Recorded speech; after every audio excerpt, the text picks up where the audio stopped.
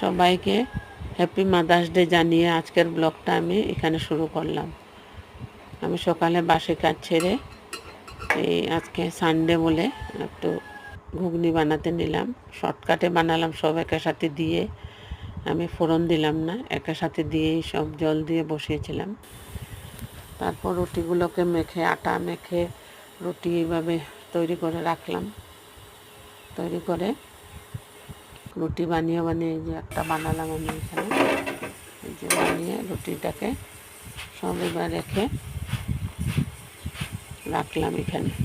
এই যে রুটি বানাতে আছি আমি, বানিয়ে তারপর সব রুটি এভাবে বানিয়ে তারপর আমি এই যে হটকেসে রাখলাম ঘুগনি আরও রুটি।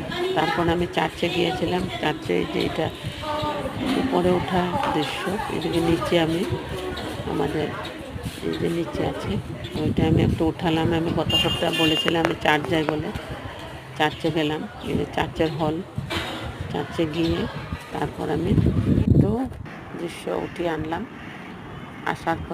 আসার পর আমি এইদিকে আমার নাস্তাটা করতে নিলাম। চা, শুকনা রুটি আর ঘুগনি আমি এভাবে খেলাম। খেয়ে দিয়ে একটু পরে আমার বাজারে গিয়েছিল, তারপর একটু বাজার করে আনলো। এদিকে মাছ, লাউ, মিষ্টি কুমড়োর শাক নিয়ে আনলো, টমেটো, এগুলা ধনে পাতা নিয়ে আনলো। তারপর আমি লাউটাকে কেটে আধা টুকরা নিলাম, পুরা নিলাম না, আধা টুকরা নিয়ে কেটে ধুয়ে তারপর এদিকে মুগ ডালটাকে আমি ভেজে মুগ ডালের সবজি বানাবার জন্য শুকনো লঙ্কা ফোড়ন দিয়ে আজকে নিরামিষে বানালাম। এটা কোনো মাছের সাথে কিছু সাথে বানাইনি, এটা খালি নিরামিষে। তারপর একটু হলুদ গুঁড়ো, জিরে গুঁড়ো দিয়ে ভেজে তারপর জল দিয়ে আমি এটা নামিয়ে এদিকে আমি শিং মাছও বানিয়েছিলাম। শিং মাছ বানিয়ে রেখে তারপর আমি আমার গাছের আম সব এখানে বাতাস দিতে থাকে তুফান দিয়ে, তার জন্য পড়ে গিয়েছে কতগুলো নিচে।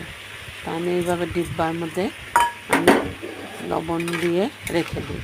যখন রৌদ্র দেয় তখন রৌদ্রে আমি খুলে দিই। তারপর আমি আচার বানাই।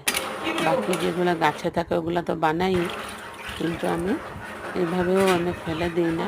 আমগুলোকে আমি কেটে এইভাবে রাখি। তো এভাবে বানিয়ে এই যে আমি কাটলাম, কেটে বানিয়ে তারপর আমি আমার ফ্রেন্ডের ঘরে ইনভাইট ছিল।